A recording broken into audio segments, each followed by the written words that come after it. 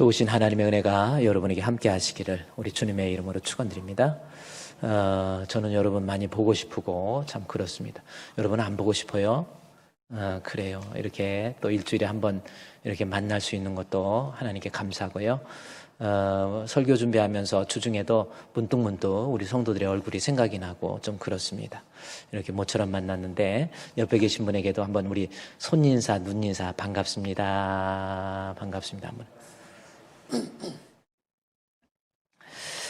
이 위기 속에서도요, 하나님께서 분명히 나중에 우리 신앙에 큰 아마 간증도 되고 아마 체험도 될 수 있을 것 같습니다.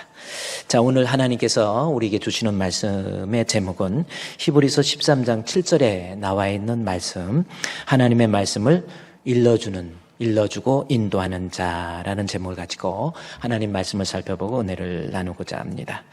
말씀의 제목이 하나님의 말씀을 일러주고 인도하는 이런 목회자, 그러한 목회자의 그 일러줌과 인도하심에 우리는 어떤 모습으로 반응해야 될까라고 하는 것, 이것을 좀 살펴보고 은혜를 나누고자 합니다. 오늘 본문으로 선택한 책은 바로 히브리서지요. 네, 히브리서. 그렇습니다. 히브리서가 누가 기록했는지에 대해서는 우리가 성경을 읽고 연구하는 대부분의 사람들은 그의 문체나 어떤 성경적인 어떤 글의 어떤 흐름이나 이런 걸 보면 사도 바울이 기록했다 이렇게 우리가 이야기할 수 있지요. 그런데 다른 성경에서는 다른 서신에서는 바울이 편지를 쓰면서 나 바울은 이런 내용을 해서 그 성경의 내적 증거라고 그러죠. 내적으로 이 빌립보서 빌레몬서 이거는 바울이 썼구나라는 것을 알 수 있는데 히브리서는 그게 없어요. 그냥 그래서 내적 증거가 존재하지 않지만 히브리서의 전체적인 내용을 보면 바울이 기록했다 이렇게 보는 것이 대부분 학자들의 의견입니다. 히브리서는 1장에서 13장까지 기록된 책인데 전체적인 주제는 우리의 대제사장 되신 예수 그리스도, 그 예수 그리스도의 십자가의 중보 사역을 통해서 우리가 하나님 앞에 나아갈 수 있는 특권을 얻게 됐다라고 하는 것. 그래서 대제사장으로서 예수 그리스도를 언급하고, 그리고 히브리서 이제 10장 또 11장, 특별히 11장에서는 믿음장이라고 그랬죠.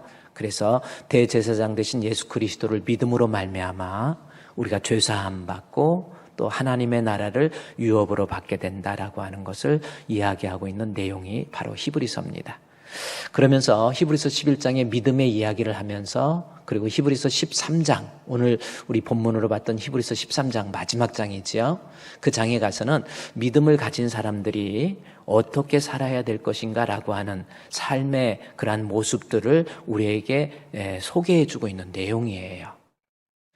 이 말씀을 통해서 우리의 죄를 위해서, 우리의 중보 사역을 위해서 십자가에 못 박혀 죽으신 예수 그리스도를 믿는 성도라고 한다면 다음과 같은 모습을 가져야 된다라고 하는 거예요. 한번 볼까요? 그 내용이 뭐냐면 히브리서 13장 1절 마지막, 이 히브리서 13장이 마지막 장이잖아요. 히브리서 13장 1절 말씀에서 보면 형제 사랑하기를 계속해라 라고 하는 이 말씀, 여기서 형제는 바로 교우들 간에, 한 하나님을 믿고 있는 성도들 간에 서로 사랑하라라고 하는 그 말씀입니다. 그래서 믿음 있는 성도라고 한다면 우리 성도들 간에도 서로 사랑할 수 있는 그러한 모습. 또 계속해서 2절 말씀에 보면 손님 대접하기를 잊지 말라라고 하는 이 말씀입니다. 여기에서 나그네, 크네소스라고 하는 이 나그네를 대접하는 것, 성심으로 감당하라라고 하는 것. 근데 여기에서 나그네, 즉 손님은 떠돌아다니는 그러한 어떤 집시와 같은 그러한 사람을 얘기하는 것이 아니라 그리스도의 복음을 들고 복음을 전도하는 전도자들, 에반젤리스트입니다. 전도자들을 잊지 말라라고 하는 것, 그들을 대접하라라고 하는 것, 이것이 믿음을 가진 성도들이 해야 될 모습이라고 하는 거지요. 여러분, 복음을 들고 세계 곳곳에서 복음을 전도하는 우리 선교사님들, 또 전도하는 전도자들, 그들의 필요를 우리가 공급시켜 주는 것, 이것이 믿음 있는 성도들이 해야 될 모습이라고 하는 겁니다. 계속해서 또 히브리 기자는 히브리서 13장 3절 말씀에 보면 갇힌 자들 생각하고 그들을 학대받는 자들을 머릿속에서 기억하라라고 하는 것, 이 말씀입니다. 이 말씀은 여기서 갇힌 자들, 감옥에 갇혀 있는 그러한 사람들, 이 사람들은 어떤 사람이냐면 이때 당시에 복음을 전도하다가 복음을 증거하다가 옥에 갇힌 사람들이에요. 그들에 대해서 우리가 믿음이 있다고 한다면 한번 생각하라는 겁니다. 그러면 그들에 대한 동정의 마음이 아니라 나는 복음 때문에 얼마만큼의 고난을 받았는지 한번 자기 자신을 돌이켜보라라고 하는 그 말씀의 내용이 있지요. 여러분은 어떻습니까? 한번 생각해 보세요. 예수님 믿는 성도로서 히브리 기자가 우리가 읽어내야 될 삶의 모습 중에서 나는 그리스도를 위해서, 신앙을 위해서, 믿음을 위해서 얼마만큼의 고난을 내가 소화해내고 있는지 한번 생각해 보십시오. 조금 힘들고 어렵다고 하나님을 향해서 불평하고 원망하고 그런 모습은 아닙니까? 학대받았던 것, 갇혀있는 자들, 복음 때문에 그런 거예요. 우리도 그들을 좀 생각하고 우리도 그들의 모습을 본받으라라고 하는 것 이야기하지요. 또 계속해서 전체적인 개론을 보면 히브리서 13장 이제 4절 말씀에 보면 모든 사람은 결혼을 귀하게 여기고 침소를 더럽히지 않게 하라라고 하는 이 말씀이 나옵니다. 이제 믿음 있는 사람이라고 한다면 결혼에 대한 문제예요. 결혼을 귀하게 여기라라고 하는 거예요. 저도 어제 우리 또 결혼식, 이 코로나 위기 속에서 결혼식 주례도 있고, 그래서, 또 서울대학교 우리 교수회관에서 결혼식 우리 주례가 있었고요. 또 그 주례가 4시였는데 4시 끝나고 5시에 또 우리 교회 청년이 또 서울대학교 다른 건물에서 또 결혼식이 있고, 또 그래서 어제는 제가 주례도 하고 또 가서 방문도 해서 축하도 하고 또 그랬는데, 어제 제가 결혼식을 할 때 오늘 우리 찬양을 했던 우리 신랑입니다. 김요한, 조온이라고 제가 요한입니다. 그리고 김온유 해서 우리 장로님 딸 두 분 다 서울대학교 나오시고 독일에서 공부하고 박사과정 받다가 둘이 눈이 맞아서 결혼하고 한국에서 결혼하고 오늘 이제 제주도 신혼여행 갔다가 바로 또 독일로 또 가야 되는 그런 상황입니다. 우리 신랑 엄마도 어제 결혼식장에서 이제 처음 뵀는데 어떻게 이렇게 신랑이 엄마 얼굴을 닮았는지 눈이랑 똑같이 생겼더라고요. 왜 눈이랑 똑같이 생겼냐고 그러냐면 마스크 끼고 봤기 때문에 그 이상은 나도 몰라. 하여튼 신랑은 엄마를 많이 닮았더라고요. 근데 엄마가 울산에서 계신다고 그러면서 저를 보더니 되게 반가워하시는 거예요. 마치 초면인데도 초면이 아닌 것처럼 되게 반가워하시면서 목사님 그러더라고요. 왜요? 그랬더니 목사님 인터넷에서 목사님 설교 계속 듣고 목사님 설교 팬이 됐습니다. 그러더라고요. 울산에서. 얼마나 반가운지 얼마나 기쁜지요. 인사 중에서 그게 그렇게 좋은 인사가 있는지 처음 알았어. 그래. 제가 결혼식을 주례하면서 어떤 얘기를 했냐면 여러분 결혼과 동거의 차이가 뭡니까? 결혼과 동거의 차이. 그 얘기 우리 결혼식 때 제가 이야기를 했어요. 결혼과 동거의 차이는 우리가 살다가 보면 어렵고 힘든 일이 아무리 사랑한다 하더라도요 시간이 지나면 허물도 보이고 결점도 보이는 거예요. 어렵고 힘들면 그때 싸우고 다툴 일이 생겼을 때 동거는 헤어지면 그만입니다. 그래요. 그런데 결혼은 그럴 일이 있어도 우리는 결혼한 거야. 약속한 거예요. 기쁠 때나 슬플 때나 병들거나 건강하거나 가난하게 되거나 부유하게 되는 어떤 경우에도 사랑하겠느냐? 의무를 다하겠느냐? 그랬더니 나이 드신 분이 예 그러는데 그래요. 의무를 다하겠느냐? 그럴 때 우리는 약속을 해요. 하나님과 사람 앞에서 예라고 약속을 해요. 결혼은 약속을 지키는 거기 때문에 어려워도 힘들어도 서로 이해하고 용서하고 덮어줄 줄 아는 사람이 되라. 이런 얘기를 제가 주례 때 했습니다. 성도 예수 믿는 사람에게 결혼은 정말 중요한 거예요. 여기 오늘 본문 히브리 기자도 히브리서 전체를 마감해 가면서 중보자 되신 예수 그리스도를 믿는 성도라고 한다면 이 땅에 살면서 히브리서 13장 4절에 나온 것처럼 결혼을 귀하게 여기라는 거죠. 그리고 침소를 더럽히지 말라. 바람 피우고 다니거나 이제 그러는 거 아니라는 거죠. 어쨌든 그렇습니다. 그러면서 히브리 기자는 다시 또 히브리서 13장 5절 말씀해 보면 믿음 있는 성도들은 돈 사랑하지 말고 있는 바를 족한 줄로 알라라는 거. 그리고 하나님이 너를 떠나지 않을 거니까 너무 돈 가지고 돈의 노예가 되지 말라라는 거죠. 예수 잘 믿는다 그러면서 돈의 노예가 되어지는 거, 그거 신앙적인 모습이 아니라는 겁니다. 그런 얘기를 계속 하다가요, 오늘 본문 우리 7절, 8절 말씀해 보면 우리 하나님의 말씀을 너에게 일러주는 자, 인도하는 자들을 생각하고 그들의 믿음을 본받으라 라고 해서 믿음 있는 성도라고 한다면 여러분 교회의 목회자와 좋은 관계 유지해야 된다라고 하는 것을 이야기하는 거예요. 그래서 하나님 앞에 히브리서 1장에서 12장까지 내용을 다 통해서 믿음 있는 성도라고 한다면, 그 믿음으로 구원 얻는 성도라고 한다면 형제 사랑하고 나그네 대접하고 결혼을 귀히 여기고 돈을 자랑하지 말고 뭐 이런 얘기를 하다가 죄종과 좋은 영적 관계를 유지해야 된다라고 하는 것, 이것을 우리에게 이야기해 주고 있는 내용입니다. 오늘 말씀의 권면처럼 여러분 예수님 믿습니까? 예수님 믿는 사람답게 교회의 주의 종한테 좋은 관계 유지하시기를 우리 주님의 이름으로 축원드립니다. 자, 그런데 제가 이제 주의 종이라는 표현을 지금 일부러 의도적으로 여러분께 말씀을 드렸어요. 왜냐하면 여러분이 주의 종이라고 하는 말이 익숙하기 때문에. 그러나 앞으로는요, 목사로 부르면 되지 주의 종이라고 해서는 안 되는 거예요. 그게 성경적이지를 않습니다. 왜냐하면 목회자가 주의 종이라고 하는 이름을 쓰고 주의 종이라고 하게 되면 마치 자신이 하나님의 대리인이 된 것처럼, 그러다가 보면은 성도들을 어떻게 보면 군림하게 되고, 그리고 성도들 때로는 협박하고 뭐 이런 모습으로 나타날 수 있고, 그래서 결국은 교회가 또 성도들이 큰 문제가 생길 수밖에 없다라는 거죠. 그래서 본문에서는 우리가 알고 있는 주의 종을 주의 종이라고 표현하지 않고 본문에 나온 거 보니까 13장 7절 말씀해 보니까 목회자를 어떻게 얘기하냐면 하나님의 말씀을 너에게 일러주는 자, 또 하나는 하나님의 말씀을 통해서 너희를 천국으로 인도하는 자. 그래서 말씀 일러주고 인도하는 자, 이렇게 나와 있습니다. 말씀을 일러주고 인도하는 자에 대해서 좋은 관계 유지하는 것, 이것이 믿음 있는 성도의 모습이라고 하는 거예요. 자, 여기에서 히브리서 13장 넘어가서 17절 말씀에 한번 볼까요?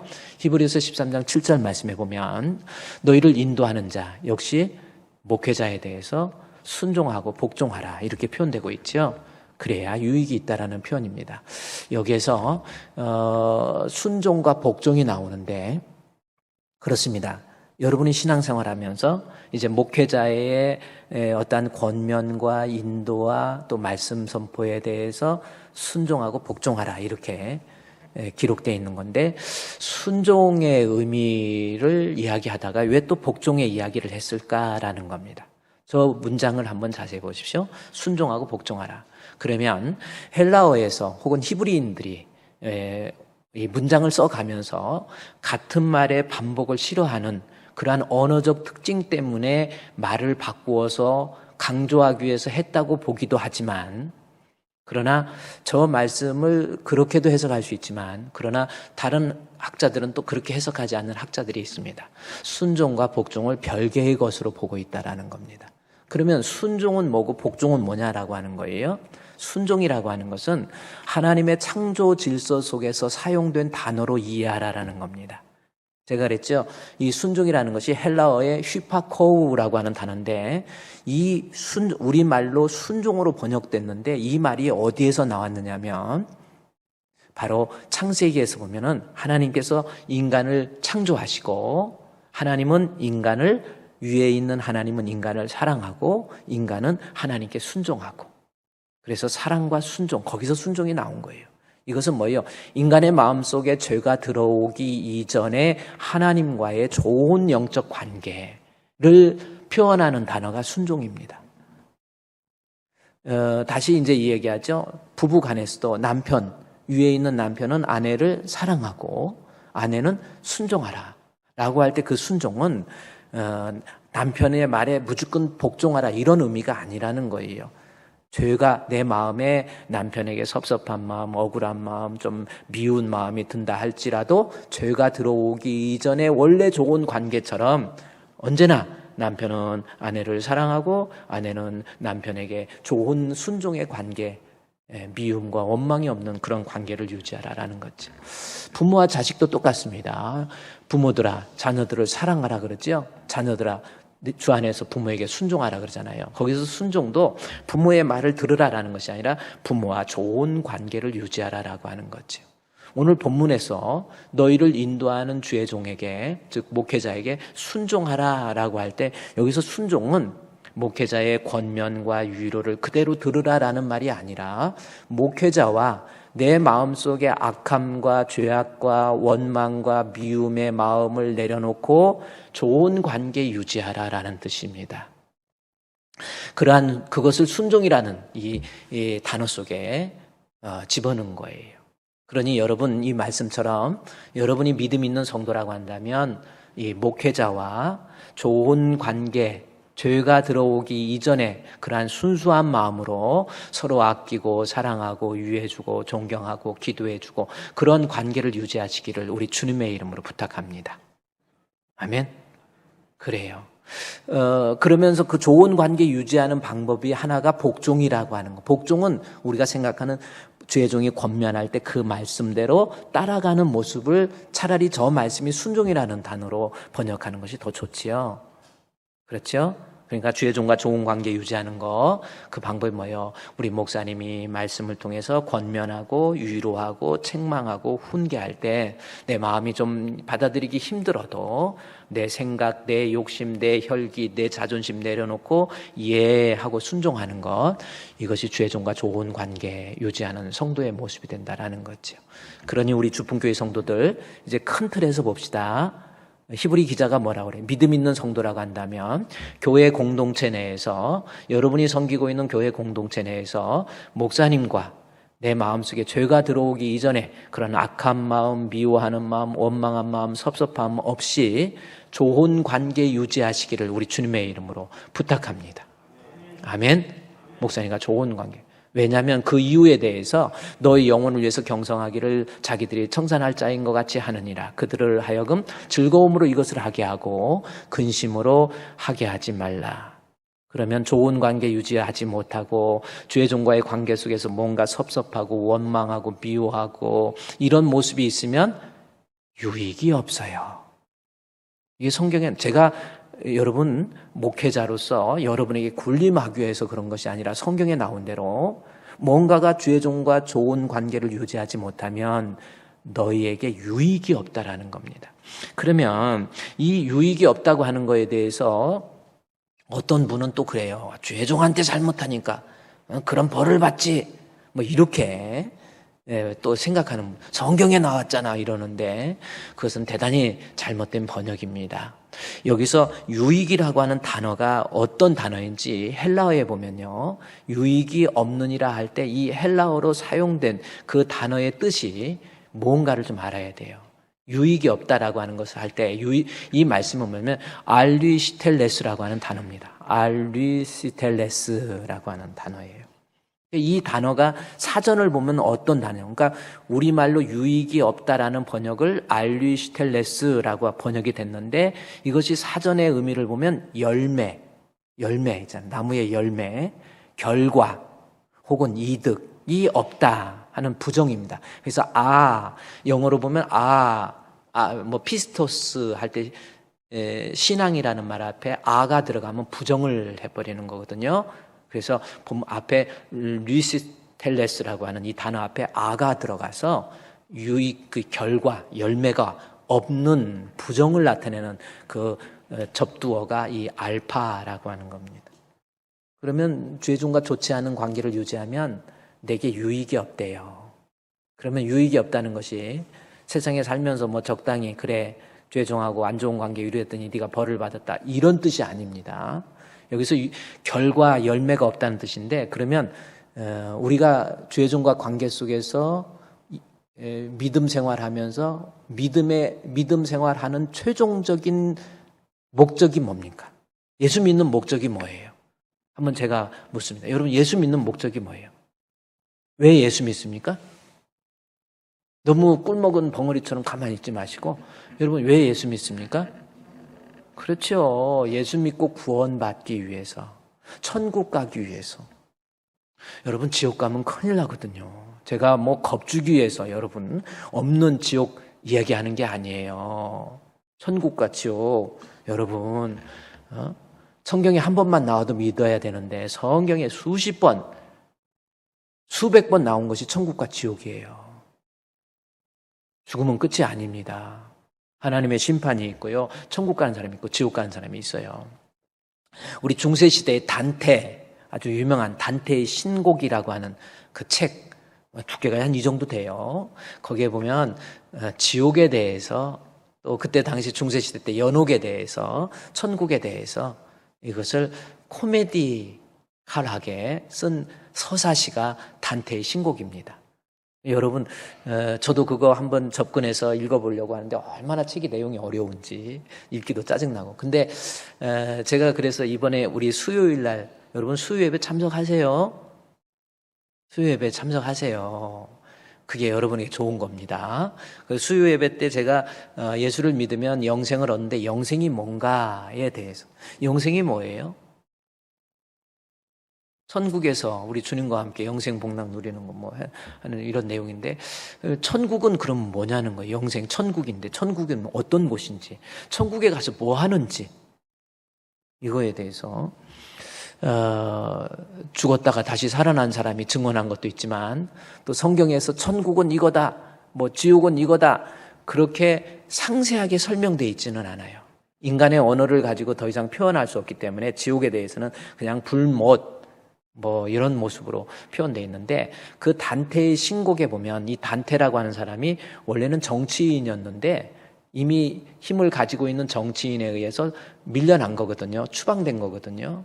그래서 그 이미 기득권자들, 가진 자들, 철학자들, 권력 있는 자들을 풍자해서 그들을 꼬집는 내용. 그래서 코미디, 우리 코미디 하면은 뭐 웃기는 거다 이런 걸만 생각하는데, 어떤 풍자적인 그러한 글이나 그림을 통해서 어떤 것들을 꼬집는 것, 그것이 코미디라는 거잖아요. 그래서 단테의 신곡을 코미디라고 얘기하잖아요. 그 원문 책에 보면 코미디라고 써 있어요. 근데 거기에 지옥에 대해서,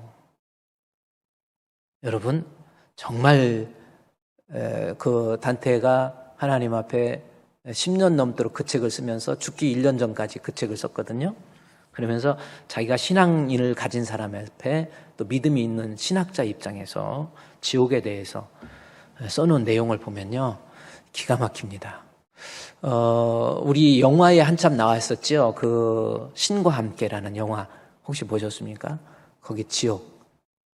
그래서 이 세상에 살면서 하나님 앞에 뭐 혈기 부린 사람, 분노 지옥, 무슨 지옥, 무슨 지옥, 무슨 지옥, 막, 그러니까 그걸 또 불교 같은 데에서도 막상 그 지옥에 대해서 무슨 막 이렇게 쓰고 그랬는데, 그 단테의 신곡의 지옥에 대해서, 그리고 천국에 대해서, 그래서 제가 이번에 수요예배 영생에 대해서 이야기하면서 그 단테의 신곡에 대해서 좀 한 7, 8분 정도로 요약해 놓은 그런 어떤 영상을 제가 한번 보여주려고 그래요.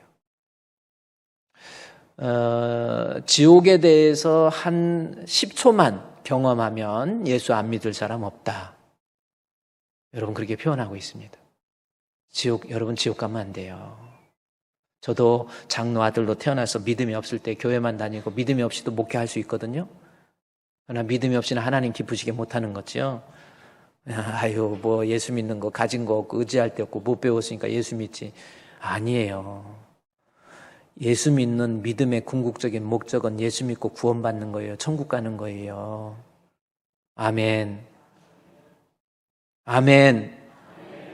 예수 믿고 구원받는 거예요. 뭐 교회 좀 다녀서 믿음 생활 해갖고 뭐 위로나 받고 뭐 사람들 얼굴이나 같이 만나서 뭐 이거 아니에요. 예수 믿고 구원받는 거, 그것이 우리 믿음의 결국입니다. 우리 믿음의 열매예요. 그런데 히브리서 13장 17절 말씀에 보면, 여러분이 이 땅에 살면서 주의 종과 좋지 않은 관계, 그 사람이 하나님 앞에서 이 땅에 살면서 결국은 믿음에서 파선해서 믿음 안에서 주어지는 유익, 구원이에요. 영생이에요. 천국에 갈 수 없다라고 하는 무서운 말씀이에요. 그래서 제가 절대로 여러분에게 목회자로서 여러분에게 저요 그렇게 막 여러분 안 좋게 막 겁주고 이거 아닙니다.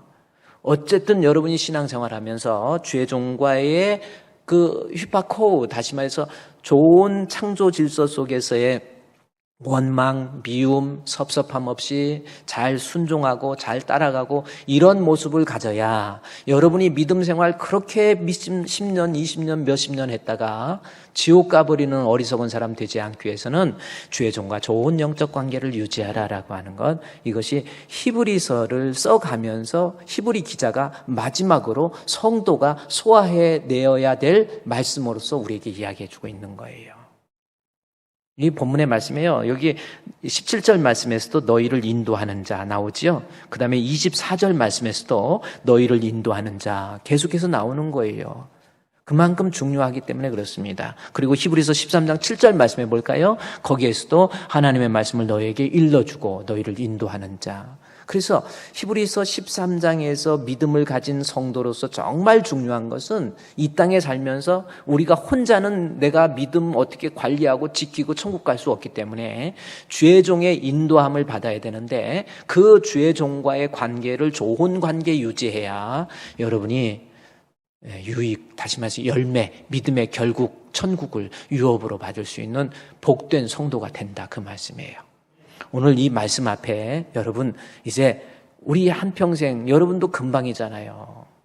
믿음 생활 그렇게 힘들게 막 예배 나와야 되고 또 막 봉사해야 되고 헌금도 해야 되고 이런 상황 속에서 신앙생활 하다가 여러분 결국은 지옥 가면 어떻게 됩니까? 아니라니까요.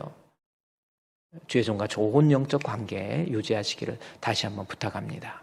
자, 그러면 우리 히브리서 13장 7절 말씀에서 주의 종과 좋은 관계를 유지한다라고 하는 것을 순종하라 혹은 본받으라 이런 말씀으로 얘기하고 있는데, 그러면 먼저 주의 종은 어떤 모습이고 그 모습에 대해서 어떻게 하는 것이 본받는 모습이고 순종하는 모습인지 좀 찾아봐야 됩니다. 먼저 주의 종의 역할 한번 생각해 보십시오. 자, 목회자의 역할은 뭔가 봅시다. 뭐예요? 하나님 말씀을 첫 번째 너희에게 일러주는 자. 그게 목회자의 역할이에요. 말씀을 일러주는 자가 목회자가 해야 될 가장 중요한 사명이에요. 무슨 말씀? 하나님의 말씀입니다. 그래서 여러분 교회를 다니시면서 앞으로 그러세요. 교회를 다니시면서 교회 가서 어떤 철학적인 사상이나 어떤 현학적 내용이나 어떤 논리나, 그래서 바울이 그랬죠. 망령되고 허탄한 신화를 버리고 라고 하는 겁니다. 어떤 세상적인 기가 막힌 설교, 그거예요. 설교의 컨텐츠는 하나님의 말씀이에요. 말씀을 가리키는 그러한 것이 오늘날 목회자의 가장 중요한 사명이라는 거예요. 이 설교 시간에 그저 그럴듯하게 그냥 내 마음이나 적절하게 위로하는 어떤 강연이 아니에요.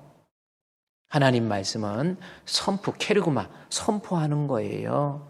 말씀을 선포해 주는 거예요. 그래서 주의 종에게 제일 중요한 것은 하나님 말씀. 여러분이 앞으로 교회에서 기대할 수 있는 것도 이 교회를 통해서 내가 하나님 말씀 배워가면 되는 거예요. 그렇죠? 하나님 말씀을 내가 배우는 거예요. 다른 거 아니에요. 하나님 말씀을 너에게 일러줘. 그 대신 말씀을 가리키는 이 목회자는 그 말씀을 일러주라는 겁니다. 일러주라고 하는 것은 무슨 뜻이냐면 자세하게 정확하게 해석해서 자세하게 가르치는 것, 이거예요. 그러니까 우리 목회자에게 있어서 여러분이 기대해야 될 것은 하나님 말씀을 자세하게 해석을 해서, 그러니까 정확하게 해석을 해서 자세하게 가르쳐줘야 된다라고 하는 건데, 따라서 말씀을 목회자에게는 해석할 수 있는 해석학적 능력이 있어야 되고, 그 다음에 그 말씀을 해석하는데 태만해서도 안 되는 거예요. 성경이 해석하는 게 쉬운 게 아니에요. 알아야 될 내용도 많고 연구해야 될 내용들이 얼마나 많은데요.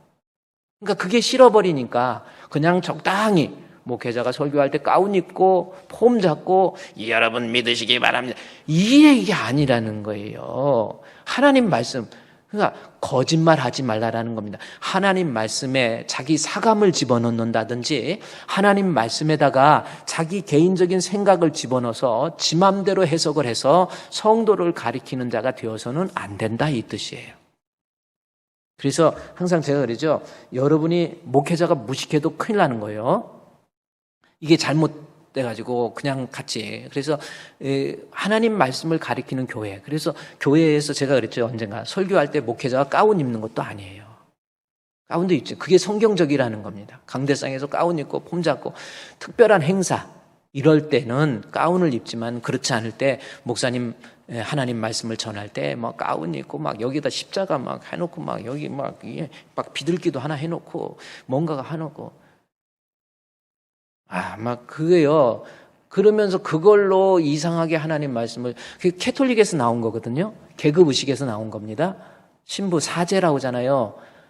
캐톨릭에서는 예배를 예배라고 안 해요. 미사, 제사라고 그러잖아요. 미사. 그러니까 짐승의 피를 가지고 제사 지내는 그 제사의식, 그런 걸로 생각하고 자기는 제사장이라는 거죠. 목회자는 제사장이 아닙니다. 모두가 다 만인 제사장이에요. 목사님은 하나님 말씀을 정확하게 전달하는 그러한 목회자. 이것이 우리에게 반드시 있어야 될 모습이에요. 그래서 사도행전 4장 33절에서 말씀을 전할 때 어떤 모습으로 전해야 될 것인가에 대해서 사도들이 큰 권능으로 주 예수의 부활을 증언하니 해서 말씀 전하는 것을 증언이라고 하는 단어로 요약을 해버립니다. 증언.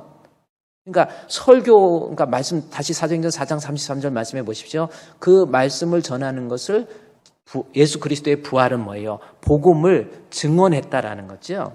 증언은 내가 확실을 가지고 정확하게 얘기해 주는 것이 증언이잖아요. 위증하지 말라 그러죠. 증언은 정확하게 이 하나님 말씀에 대해서. 그래서 이 증언이라고 하는 헬라어의 단어가 어떤 단어라고 그랬어요? 내가 받아서 전하. 아페티툰이라는 거예요. 그래서 목회자는 하나님 말씀을 받아서 전해야지 말씀 안 받고 엉뚱한 것 지 생각 전하면 이건 큰일 나는 거예요. 말씀을 제대로 받아서 하나님 말씀 제대로 연구해서 말씀을 통해서 본인이 은혜 받고 깨달은 말씀을 성도들에게 자세하게 전달해 주는 거. 그래서 그 말씀 사도행전 4장 33절에서 목회자가 하나님 말씀을 받아서 전하는데 그래서 큰 권능, 성령의 능력을 덧입어서 하나님 말씀 받아서 다른 거 아닙니다. 말씀 받아서 전해줄 때 무리가 어떻게 돼요? 큰 은혜를 받는 거예요. 그러니까 이것은 큰 은혜라고 하는 것은 말씀을 전할 때 거기에서 생기는 유익을 받게 된다라고 하는 뜻입니다. 그렇죠? 자, 그러면 지금 목회자가 말씀을 일러주는 자, 증언하는 자로서 성실하게 목회적 사명을 감당해야 된다. 요거까지 공부했다고 한다면 그렇게 말씀을 증언할 때 다시 사도행전 4장 33절 말씀에 그 말씀을 통해서 큰 은혜를 성도가 받아야 돼요. 다시 말해서 말씀을 통해서 그 말씀을 듣고 내가 유익을 얻어야 됩니다. 그러면 내가 큰 은혜의 유익을 얻기 위해서는 어떻게 해야 되냐는 거예요. 여러분 너무 중요한 거거든요. 하나님 말씀을 제대로 전하는데 그 말씀을 통해서 내게 큰 은혜, 큰 유익 그러려면 어떻게 하냐는 거죠. 우리가 본문을 봤던 히브리서 4장 2절 말씀에 보면은 말씀을 듣고 유익이 되기 위해서는 어떻게 해야 되냐는 거예요. 큰 유익이 되기 위해서는 뭐라고 그랬습니까? 그들과 같이 우리도 복음 전함을 받은 자이나 들은 바, 자 말씀을 듣는 성도가 그 말씀이 그들에게 유익이 되지 못한 이유 나오잖아요. 아무런 말씀에 유익이 결과가 없다라는 거잖아요. 말씀을 들었는데도 은혜가 안 되고 유익이 없어요. 결과가 없어요. 그 이유가 있습니다. 그 이유는 뭐예요? 하나님 말씀을 듣는 자가 말씀 들을 때 믿음으로 결부 안 시켜서 그러는 거예요. 그러니 여러분 죄종과 좋은 관계라고 하는 것은 목사님이 하나님의 말씀을 제대로 전해줄 때 그 말씀을 듣는 내가 말씀 들을 때마다 아멘 아멘 이럴 때 그 말씀이 내게 유익이 있는 거예요. 그러니까 죄종과 좋은 관계 유지하라고 그래서 뭐 목사님과 뭐 커피 한 잔 마시고 목사님과 뭐 식사 좀 하고 뭐 이런 거 하라는 게 아니라 말씀을 일러주는 목회자, 그 말씀을 성실하게 정직하게 거짓 없이 제대로 해석해서 말씀을 전달해 줄 때 내가 그 말씀을 들을 때 내 마음이 상처를 받을 수도 있고 내 자존심을 건드릴 수도 있고 내가 그 말씀이 이해가 안 갈 수도 있고 내가 그 말씀을 통해서 오해할 수도 있지만 말씀 들을 때 아멘 아멘 하나님이 나를 사랑해서 내게 주신 말씀으로 믿습니다 하고 아멘으로 결부하면 거기에 그 말씀을 통한 큰 은혜 유익이 있게 되는 거예요. 자, 여러분 제가 이 히브리 기자가 계속 강조하는 것이 결국 그거거든요. 앞으로 말씀 들을 때 우리 주분교회 성도들은 하나님 말씀 들을 때 내가 이해가 안 가도 또 말씀 들으면 꼭 나 들으라고 내 양심을 막 찌르기도 할 수도 있어요. 그러나 그럼에도 불구하고 여러분 주의 종을 통해서 선포되어지는 하나님 말씀 통해서 내게 유익이 되기 위해서는 그 말씀을 믿음으로 화합하세요. 그러면 여러분에게 분명한 유익이 있어요. 그 말씀의 유익이 뭡니까? 히브리서 4장 12절에서 그 말씀을 통해서 내가 믿음으로 화합할 때 말씀을 통해서 들어지는 유익이 나와요. 어떤 유익입니까? 이때부터 내가 하나님 말씀, 내 생각, 내 뜻 버리고 말씀을 받아들이고 아멘으로 믿음으로 화합하면 하나님 말씀이 그때부터는 살아있는 생명체가 되는 거예요. 말씀이 살아있기 시작합니다. 그리고 그 말씀이 좌우의 날선 어떤 것보다 예리해서 내 혼이 치료가 되어 잘못 생각했던 것, 곁길로 갔던 모습들, 딴 길로 갔던 것들, 내 잘못된 육신적인 모습이 혼이 치료돼요. 여기서 혼이라고 하는 것이 사르스라고 하는 건데 육신적으로 잘못된 거. 내가 악한 마음, 더러운 마음, 추악한 마음, 잘못된 생각, 억울한 마음 이런 것들도 하나님 말씀을 통해서 말씀 들을 때 믿음으로 화합하면 그 말씀이 갑자기 살아서 운동력이 있어서 내 잘못된 성격, 잘못된 인품, 잘못된 생각 이게 치료가 되는 거예요. 예수 믿으면서도 왜 안 변합니까? 예수 안 믿는 거라니까요. 잘못 믿던지 안 믿든지 하나님 말씀을 통해서 믿음으로 화합하게 되면 내 잘못된 인격, 잘못된 성격, 잘못된 생각 치료가 됩니다. 혼이 치료되지요. 영이 치료돼요. 영은 뭡니까? 내 잘못된 믿음이 치료돼요. 나는 이렇게 생각을 했는데 이게 아니구나. 믿음도요. 여러분 지 마음대로 믿음 생활하는 게 잘하는 게 아닙니다. 믿음의 기초는요 말씀이어야 돼요. 믿음은 들음에서 나며 들음은 그리스도의 말씀으로 말미암아 말씀을 통해서 생긴 믿음이 구원 얻는 믿음이지 지 감정대로 지 생각대로 지 계획대로 지 뜻대로 그렇게 하는 것이 믿음이 아니에요. 하나님 말씀. 그래서 말씀 위에 서서 내 뜻 버리고 감정을 버리고 말씀의 선이 불완전한 믿음 온전해지고 여러분 혹시 불완전한 믿음이 아닌지 한번 점검해 보세요. 어떻습니까? 믿음은 말씀을 통해서 생기는 거예요. 어디 가니까 내가 위로받더라. 어디 기도원에 가니까 막 내 마음이 뜨거워지더라. 나쁘다는 것이 아니라 구원 얻는 믿음은 반드시 말씀을 통해서 생긴 믿음이어야 되는 거예요. 하나님 말씀 들을 때 아멘 할 때 내 영이 치료되고 혼이 치료되고 관절과 골수 내 육신 병든 육신도 치료 안 받는 놀라운 역사가 일어나지 않습니까? 히브리서 13장 7절 말씀해 보십시오. 여러분 하나님의 말씀을 너에게 일러주는 자 이게 목회자예요. 성실하게 목회자는 하나님 앞에 제대로 공부해서 제대로 연구해서 제대로 성경 짝 맞추기도 제대로 해서 제대로 전달해주고 말씀을 전달할 때 우리 성도 주의 종과 좋은 관계는 어때요? 하나님 말씀 들을 때에는 그저 믿음으로 아멘 아멘 아멘 아멘 그래야 여러분이 하나님 앞에 유익이 있는 거예요. 우리 주분교회 그런 교회 만들어 봅시다. 교회 오셔서요 말씀 들을 때는 정말 모든 거 다 내려놓으세요. 내려놓고 주여 오늘도 하나님 말씀 앞에 섰나이다.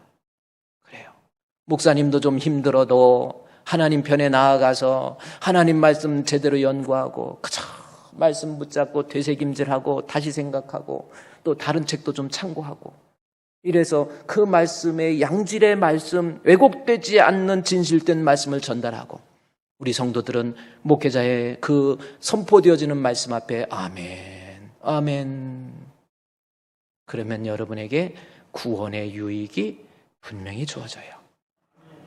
또 하나, 목회자는 어떤 사람인가? 하나님 말씀을 너에게 일러주고 너희를 뭐하는 자? 인도하는 자. 그랬죠? 이제 목회자는 하나님 말씀을 통해서 우리를 천국으로 인도하는 자라고 하는 겁니다. 그러면 이 인도하는 자에 대해서 이제는 하나님 말씀이 선포되었을 때 아멘으로 그것이 성도가 주의종과 좋은 관계라고 한다면 너희를 인도하는 자들은 어떻게 하라고 하냐. 이제 목회자가 여러분을 천국으로 인도할 때 여러분은 어떻게 해야 되는지 그들을 생각하고 그들의 행실의 결말을 좀 주의해서 보고 그 믿음을 본받으라. 그러니까 인도하는 자들을 본받으라 이건데 본받긴 본받는데 어떻게 본받으라고 그랬어요? 인도하는 자를 한번 생각해 보고 그의 행실을 한번 결말을 좀 보고 믿음 본받으라 그랬다. 근데 이 말씀을 여러분이 어떻게 느끼냐면 그래 이 말씀은 그래 우리 목사님 목회자를 내가 본받긴 본받아야 내게 유익이 있는데 본받는 건 맞는데 아무나 본받으면 안 된다 이 뜻 아닙니까?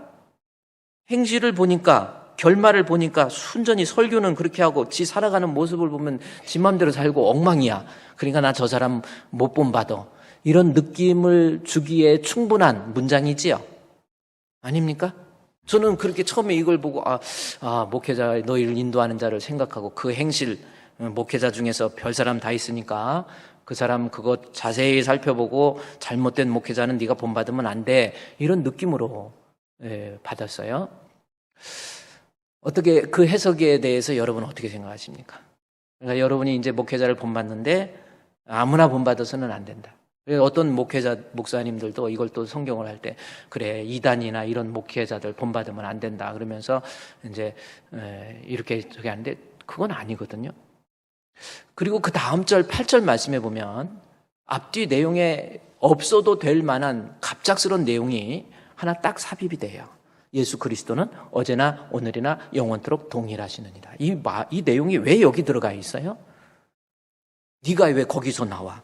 이게 저 내용 앞뒤 내용에 관련 없는 내용인 것 같잖아요.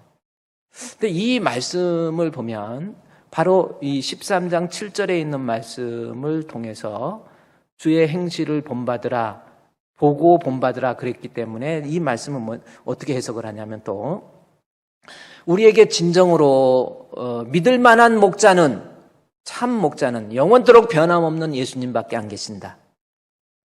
이것을 강조하기 때문에 여기 앞에 있는 내용을 또 해석을 할 때 죄종은 실수하는 사람도 있고 허물이 많은 사람도 있으니까 조심해서 본받으라 이렇게 해석을 하는 그러한 분들도 있어요.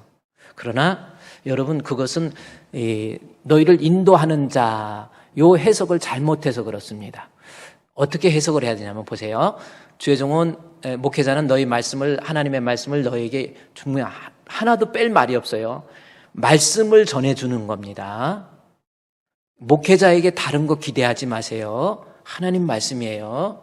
교회에서 다른 거 가서 요즘 그런 큰 교회라고 하는 엄청나게 그런 교회 있잖아요.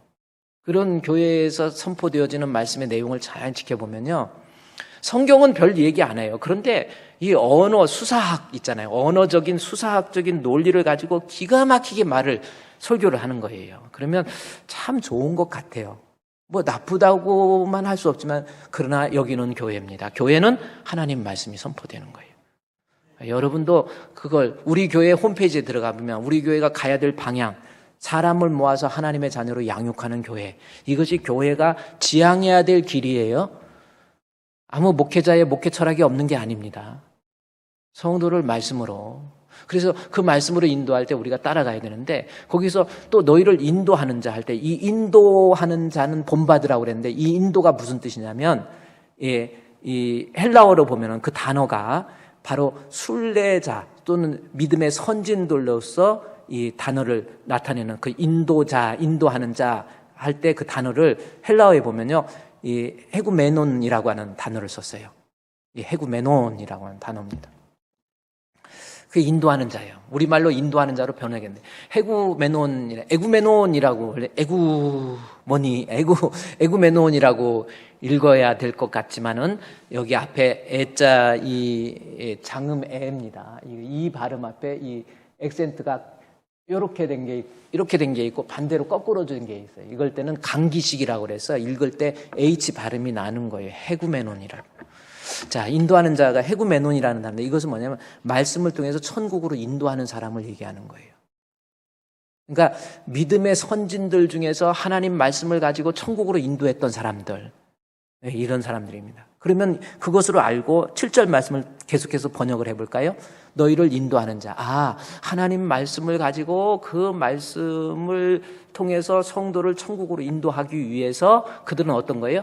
그들의 행실이 어떻냐면 이 믿음의 선진, 바울을 포함했던 믿음의 선진들이 하나님의 복음을 성도들에게 전해주기 위해서 때로는 매를 맞고 때로는 굶주리고 때로는 감옥에 갇히고 때로는 십자가에 못 박혀 죽기까지 했던 그러한 엄청난 일들, 그게 행실의 결말이에요. 내가 어떻게 살아가나 못 살아가나 이걸 보라는 뜻이 아닙니다. 우리 믿음의 선진들이 하나님의 복음을 전하기 위해서 목숨 바치면서 순교했던 그들의 모습을 머릿속에서 좀 기억하고, 다시 말해서 내 영혼 구원하기 위해서, 나를 천국으로 인도하기 위해서 하나님의 말씀을 끊임없이 전달하는 그러한 목회자의 그러한 모습을 좀 생각하고 그 믿음을 좀 본받으라는 뜻이지, 살펴보고 내 판단에 의해서, 내 기준에 의해서 나는 저 목사 싫어, 나는 그러라는 뜻이 아니에요. 다시 말해서 인도하는 자들을 우리는 본받아야 되는데, 그렇다면 어떠한 믿음의 선진들이 살았던 그러한, 예를 들어서 바울을 얘기하면 바울을 본받으라 이 뜻이 아니에요. 그의 행실의 결말이 뭡니까? 복음을 전도하면서 성도의 영혼을 구원하기 위해서 하나님 앞에 목숨 바치고 일했던 그 사역자인 것을 기억하고 그들의 사역의 내용들을 본받으라는 뜻이에요. 자, 그러면 여기서 인도하는 자는, 이제는 천국으로 인도하는 목회자를 본받으라고 그랬는데 구체적으로 어떤 것을 본받아야 될지 성경을 좀 봐야 됩니다. 여기에서 우리 성경, 여러분이 한번 성경을 가서 고린도전서 4장에 한번 가볼까요? 고린도전서 4장. 자, 성경 이렇게 찾아서 여러분이 눈으로 보세요. 4장 16절 말씀에 나와 있습니다. 자, 고린도전서 4장 16절에 나와 있죠. 거기에서 보면 바울이 그러므로 내가 너에게 권하노니 너희는 나를 본받는 자가 되라 그랬죠. 그러면 이게 바울이 자기 자신의 인격, 자기 자신의 인품 이거 본받으라는 뜻이 아니에요. 그러면 여기에서 내가 너에게 권하노니 나를 본받으라. 그럼 뭘 본받으라고 그랬는지 이 내용이 뭔지를 알아야 됩니다. 그런데 이 4장 16절의 말씀에 보면은 본받으라고 할 때 앞에 그러므로가 나와 있죠. 그러니까 그러므로라는 것은 앞에 있는 내용을 결론적으로 얘기한 거거든요. 그러면 본받아야 될 내용이 4장 1절부터 나와 있는 겁니다. 그러면 목회자를 본받으라라고 하는 이 말씀은 뭐냐면 목회자가 남겨놨던 신앙의 결말, 즉 그러한 모범적인 모습들, 본받아야 될 내용이 뭔가 4장 1절에 한번 보면 여기서 본받아 사람이 마땅히 우리를 그리스도의 일꾼이요 하나님의 비밀을 맡은 자로 여길지니라, 이 말씀이 나옵니다. 그리고 2절 말씀에 보면은 맡은 자에게 구할 것은 충성이니라. 자, 본받아야 될 첫 번째 모습이 뭐냐면 1절 말씀에 다시 보면 다른 사람들이 생각하기를, 예수 안 믿는 사람이 생각하기를 저 사람은 정말 예수 믿는 사람으로서 교회 일꾼이야, 교회 일밖에 몰라, 저 사람 얼마나 교회 일에 열심인데 라고 여겨질 만큼 여러분이 살아가면서 삶의 모습 속에서 그저 썩어져 없어져 버릴 육신만을 위해서 사는 거예요. 내가 어떻게 돈을 많이 벌 수 있을까? 내가 어떻게 출세할 수 있을까? 내가 어떻게 우리 자식을 좀 잘 가르쳐서 애 자식을 좀 성공시킬 수 있을까? 나쁜 건 아니지만 예수 믿는다고 하면서 늘 세상에 세속적이고 육신적이고 물질적이고 인간적인 그러한 거에만 신경 쓰면서 거기에만 관심 가지고 몰두하고 주의 일에 대해서 별로 무관심한 것, 이것은 하나님 앞에서 우리가 버려야 될 모습이라는 거죠. 다른 사람이 생각해도 저 사람 교회 일밖에 몰라 할 만큼 하나님 나라를 위해서, 교회를 위해서 나도 주의 일 좀 해야지, 나도 봉사 좀 해야지, 나도 하나님 나라의 확장을 위해서 무엇인가 할 거야 라고 하는 그러한 것, 그러한 모습을 우리가 생각하고 본받아서 나도 이 세상에 살면서 조금 주의 일에 열심히 할 수 있는 우리 성도가 되라는 거예요. 여러분 어떻습니까? 여러분의 생각은 어떻습니까? 지금 어떤 분이요, 지난번에 우리 방송에서 간증하시는 분이 계셨어요. 중소기업의 사장이시고요, 회사를 코스닥에 상장을 해가지고 웬만한 기업 1년에 매출이 몇백억이 되는 거예요.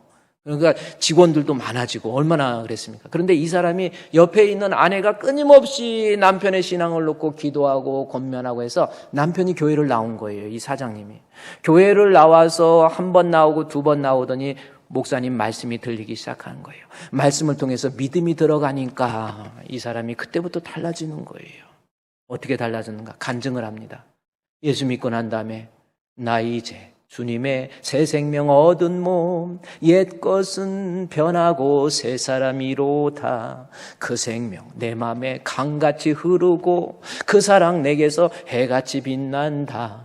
영생을 누리며 주 안에 살리라. 오늘도 내일도 주 함께 살리라. 사람이 완전히 바뀐 거예요. 그러면서 그분이 간증하기를, 저는요 예수 믿고 난 다음에 세상에 있는 웬만한 욕심들은 다 없어지더라고요. 그 얘기를 하더라고요. 옛날에는 어떻게 하면 회사를 키울까? 어떻게 하면 자식을 더 성공시킬 수 있을까? 어떻게 하면 직원들을 더 많이 늘릴 수 있을까? 어떻게 하면 매출을 더 많이 올까? 이런 것만 생각했는데 예수 믿고 나니까 그 욕심들이 다 없어지더라는 거예요. 그 대신 하나 남은 욕심이 있습니다. 그분에게 그게 뭡니까? 하나 남은 욕심 뭐예요? 그랬더니 세상의 욕심은 다 없어지는데 나도 주의 일해야지, 나도 하나님의 영광을 위해서 일해야지 라고 하는 영적인 욕심이 생기더라는 거예요. 여러분, 그게 믿음이 들어간 사람, 영적인 욕심이 생기더라는 거예요. 세상에서 인정받고 세상에서 출세하는 거, 이거 말고 우리가 본받아야 될 모습이 뭡니까? 나도 하나님 앞에 이 세상 살면서 내가 주의 일하다 가야지. 여러분, 그게 우리가 본받아야 될 우리 성도의 모습이에요. 여러분, 지금 코로나 때문에 우리가 주의 일도 제대로 못하고 그래요. 여러분은 어떻습니까? 다른 사람이 볼 때, 야, 저 사람은 코로나인데도 그저 주의 일밖에 몰라. 주일날 어디 놀러 가자고 그랬는데 아니야. 주일날 골프 치러 가자고 했더니 아니야. 야, 저 사람은 물어보지도 말어. 저 사람은 주일날 택도 없어. 다른 사람이 보고도 4장 1절 말씀에, 고린도전서 4장 1절에 사람이 우리 마땅히 예수 믿는 사람, 하나님의 일꾼, 술도 주다가 아유 교회 다니지, 아야 이 사람은 술도 안 먹는 걸로 해야지, 이 교회는 이 사람 아주 땡 집사야, 한 잔 더 마셔, 우리보다 더해 얘는, 이거 아닙니다. 이제는요 내가 주님 앞에 가서 칭찬 듣는 거. 고린도전서 4장 5절 말씀에 보면요, 마지막 절에 그때 각 사람에게 하나님으로부터 칭찬이 있으리로다. 하나님으로부터 받게 될 칭찬을 꿈꾸면서 주를 위해서 열심으로 일하는 거예요. 여러분, 주의 일 열심히 합시다. 그게 주의 종과 좋은 관계, 인도하는 주의 종과 좋은 관계 유지하는 거예요. 내 평생 소원 이것뿐, 주의 일 하다가 이 세상 이별하는 날 주 앞에 서리라. 꿈같이 헛된 세상 일 취할 건 무엇냐, 이 수고함만 하여도 헛된 것뿐일세. 주를 위해서 일 좀 하세요. 예배도 좀 사모하시고 열심으로 기도도 하시고, 내가 주의 일이라고 한다면 만사 제껴놓고 나는 어떻게든지 주의 일 하겠습니다. 이것이 바울이 본받으라고 하는 우리의 신앙적 모습이라는 겁니다. 하나만 더 볼까요? 바울이 이 고린도전서 4장 15절 말씀에서 16절에서 내가 권하노니 너희는 나를 본받으라 그러면서 4장 1절부터 다른 사람이 봐도 쟤는 주의 일밖에 몰라 할 만큼 하나님 앞에 일꾼이 되라라고 하는 것을 권면한다고 한다면 또 하나 본받아야 될 모습이 6절부터 나와 있습니다. 6절 말씀해 보면 이 6절 내용을 자세히 보십시오. 형제들아 내가 너희를 위해서 이 일에 나와 아볼로를 들어서 본을 보냈으니 이는 너희로 하여금 기록된 말씀 밖으로 넘어지지 말라 한 것을 우리에게 배워 서로 대적하여 교만한 마음을 가지지 말게 하려 함이니라. 이 말씀이 나옵니다. 자, 여기에서 교만한 마음을 갖지 말아야 되는 것, 이것이 우리가 본받아야 될 성도의 모습이에요. 여기 본문의 내용을 보면 아볼로 나오죠? 바울 나오죠? 그런데 이 아볼로, 바울 이 말이 어디서 나오냐면 고린도전서 1장 12절, 제가 화면을 띄워주면요. 1장 12절에 고린도 교회에 여러 가지, 나는 바울파, 나는 아볼로파, 나는 게바파, 나는 그리스도파, 나는 양파, 양파는 양쪽에 다 속하는, 그냥 파당이 나눠진 거예요. 나는 바울파야. 내가 신앙생활 제일 잘해. 내 믿음이 제일 좋아. 아볼로는 아니야. 나는 학문적으로 하나님 말씀 제대로 배웠어. 내가 제일이야. 게바, 나는 성령의 충만함이 있고 내가 얼마나 기도를 뜨겁게 하는데. 그래서 고린도 교회에 주의 일꾼들이 하나님 앞에 신앙생활 하면서 각각 자기 주장, 그래서 영적으로 교만해진 거예요. 그래서 4장 6절 말씀에 이제 다시 보면요. 4장 6절에 바울이나 아볼로나 게바는 서로 다투지도 않습니다. 그래서 아볼로를 들어서 본을 보였다라는 말이 그 말이에요. 서로 다툼도 없고 싸움도 없는데 지들끼리 지들 입장에서 편을 나누어가지고 서로 영적으로 교만해진 거예요. 나만큼 너 기도해? 이러는 거예요. 기도한다고 교만해지는 거예요. 어떤 사람은 우리 교회가 기도가 너무 없어. 자기 입장에서 그러지. 자기는 차라리 그러면 새벽기도 한번 나와보세요. 새벽기도 나와서 1시간, 2시간 기도하는 사람들은 다 바보입니까? 내가 정해놓은 시간에 나와서 기도 안 한다고 이 교회에 기도가 없습니까? 기도하는 것 때문에 교만해지는 거예요. 자기 주장만 내세우는 거예요. 열심으로 봉사했다고 하나님 앞에 교만해. 나 11조 나만큼 하는 사람이 있어. 내가 하나님 앞에 11조 드리는 거. 그래서 하나님 앞에 교만해지는 거예요. 그러다 보니까 교회에서 싸움도 있고 다툼도 있고 서로가 어울리지 못하고 분쟁하고 이런 문제가 고린도 교회에 생겼던 거예요. 뭐 이들은 방언 없었습니까? 이들은 애언 없었습니까? 이들은 은사 없었습니까? 여러분, 내가 막 방언 뜨겁게 한다고 신앙 좋은 것 그렇게 판단하지 마십시오. 하나님 앞에. 그래서 여기 계속 강조하는 것이 4장 3절, 고린도전서 4장 3절에서 강조하는 것이 뭔지 아세요? 다른 사람에게나 판단받는 것. 나도 너를 판단하지 아니하노니. 계속 남을 교만한 마음 가지고 내가 이 교회에 몇 년 다녔는데 나는 이 교회의 주인이야. 너는 뭐야? 하고 판단하는 거예요. 나는 하나님 앞에 얼마나 지금까지 못 먹고 못 쓰고 하나님 앞에 헌금했어. 내가 얼마만큼 헌금했는데, 이 교회 질 때 내가 얼마만큼의 헌금을 했는데, 다른 사람들 이제 판단하기 시작한 거예요. 그래서 3절에 판단 나오죠. 5절 말씀에서도요. 그러므로 때가 이르기 전 곧 주께서 오시기까지 아무것도 판단하지 말라. 판단의 이해가 나온 거예요. 그게 어디 교만한 마음에서 나온 거예요. 우리가 본받아야 될 거, 우리 마음에 교만한 마음 내버리세요.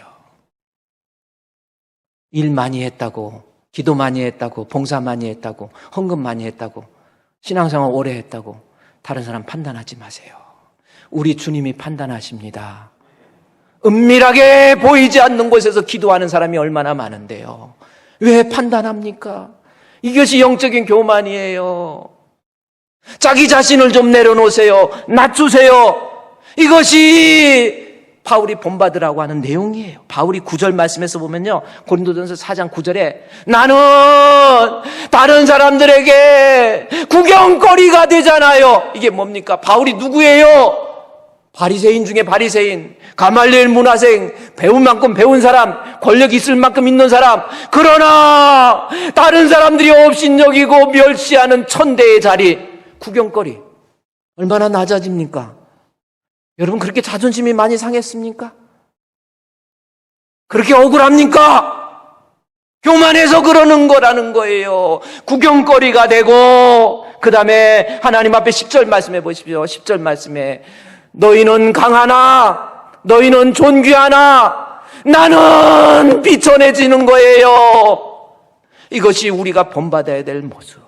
끊임없이 낮아지고 끊임없이 비천해지고, 그래 당신이 옳습니다, 당신이 존귀합니다, 나는 낮아집니다, 나는 비천해집니다. 그것뿐입니까? 11절에 바울이 어떤 사람입니까? 그만큼 신앙의 열정, 바로 이 시간까지 우리가 줄이고 목마르고 헐벗고 매맞으며 정처가 없고, 그 다음 절 말씀에 수고하고 친히 손으로 일하고 모욕을 당한 적 축복하고 박해를 받은 적 참고, 그 다음 절 말씀에 보면 비방을 받은 적 권면하고, 나는 지금까지 세상에 더러운 것, 만물의 찌꺼기, 세상에 더러운 건 만물의 찌꺼기가 뭐냐? 배설물이 똥이라는 거예요. 똥을 버렸다라는 겁니다. 내 자신의 교만도 이거 내려놓으라는 거예요. 우리 주품교회가 목회자와 좋은 관계 다른 거 아니에요. 하나님의 일에 대해서는 다른 사람에게 인정받을 만큼 일하고, 내 인품적으로 하나님 앞에 신앙이 든 사람답게 그저 겸손히, 내가 겸손해서 하나님 앞에 좀 손해를 겸손히 주를 섬길 때 괴로운 일이 많으나 구주여 내게 힘주사 잘 감당하게 하소서. 여러분, 예수가 내 안에 들어와서 함부로 판단하지 마세요. 고린도전서 4장을 읽어보세요. 바울이 너는 나를 본받으라, 바울의 인품을 본받으라는 게 아니에요. 주의 일에 대해서 다른 사람이 봐도 인정받을 만큼 내가 주의 일에 충실하고 만물의 찌꺼기가 되고, 다른 사람 함부로 판단하지 말고 나는 바울파야, 나는 아볼로파야, 나는 게바파야, 나는 그리스도파야, 이런 거 주장하지 말라라는 겁니다. 언제나 겸손한 마음 가지고 주님의 마음을 본받아야, 교만한 마음을 내려놔야 여러분이 세상을 이길 수 있고 평안이 오는 거예요.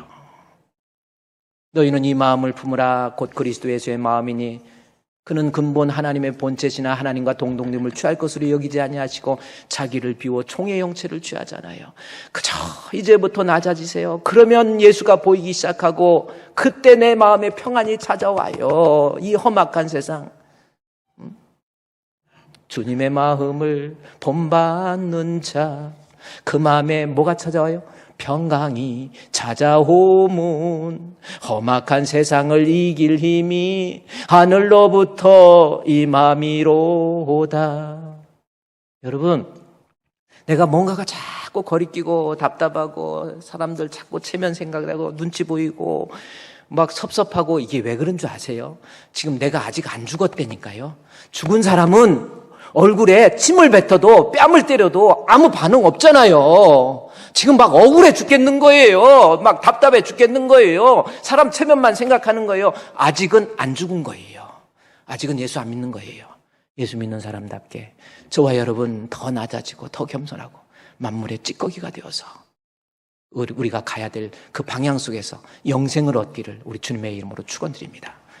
기도하겠습니다. 하나님, 오늘 주신 말씀, 주의 종과 좋은 관계 유지하는 것, 말씀을 일러줄 때 아멘으로 아멘으로 화답하며 인도할 때 주의 종의 인도하심에 잘 따라가서 우리가 승리할 수 있는, 천국을 영생을 얻을 수 있는 복된 성도 되게 해 주시옵소서. 예수님의 이름으로 기도드리옵나이다. 아멘.